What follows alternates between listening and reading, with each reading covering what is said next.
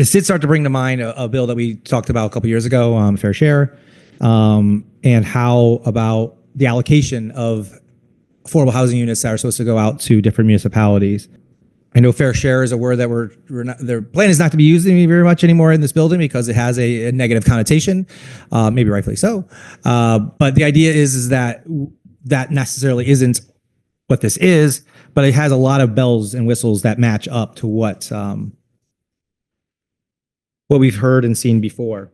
There's a part that says that requires municipalities in the highest 80% of net equalized per capita brand list income. That's like 135 towns if you do or municipalities if you do the math.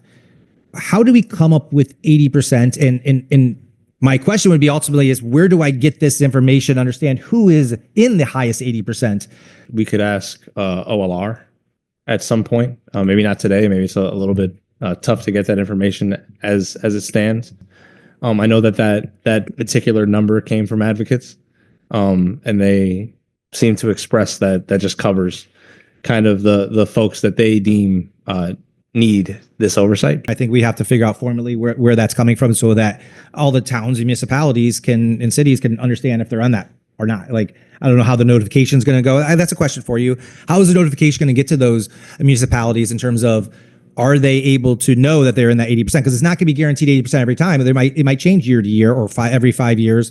How are they going to be notified and let them know that they are now responsible for these requirements, these mandates within this bill, that they're going to be in the high 80%? I would assume that would be a procedure of the administrator, which I think is Department of Housing here, but is not explicitly stated in the bill.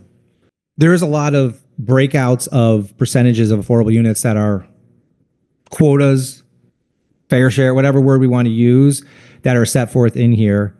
Where did the percentage breakouts come from? It's 20% units affordable to low income households, 50% to rental units. There's different levels and thresholds that have been set in this specific quotas or what a kind of affordable housing units individual municipalities are come. Where did those percentages specifically come from and how were they developed?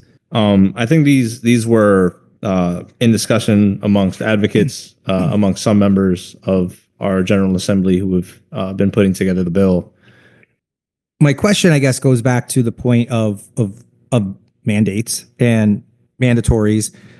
Can you explain, is this a mandatory thresholds that these top 80%, and if so, is there a time limit to those timelines of them hitting these thresholds? I think, I'm not sure if there's a timeline. If they do not participate, they do not get prioritized funding.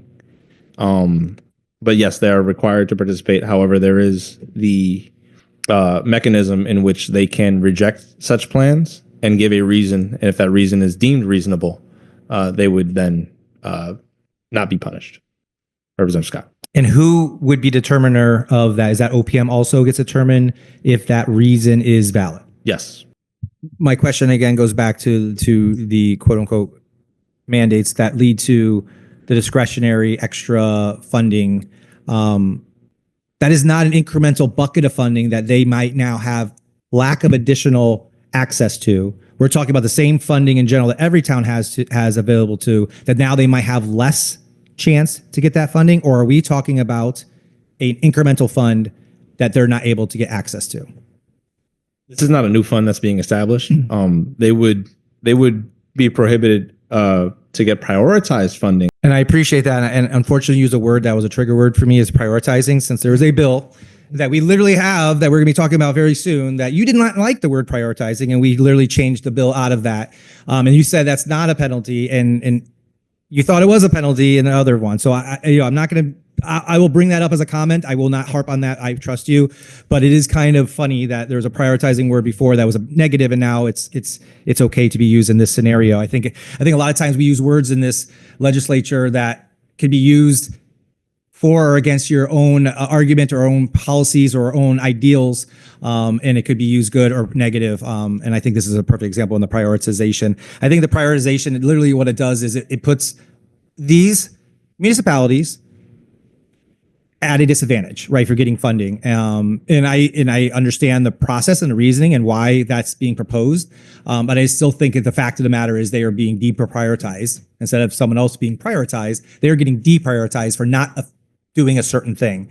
I think we see a lot of things on the federal level that people here in the state of Connecticut are not happy with being deprioritized from potential funding cuts.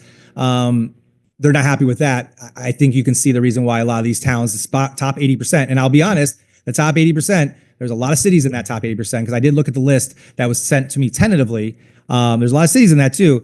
Are they going to be able to do the justification too to get undeprioritized, if that is a word, in there? And I do wonder if that's going to be a worry or a question to some of the cities too. So I think there's definitely a lot of questions, a lot of clarity that needs to be done and fought through here over the next couple of months as we fight through this bill. But I do worry that it's getting very close to the bad word fair share. And if it is, or if it's an avenue for fair share down the road, that it could be a problem.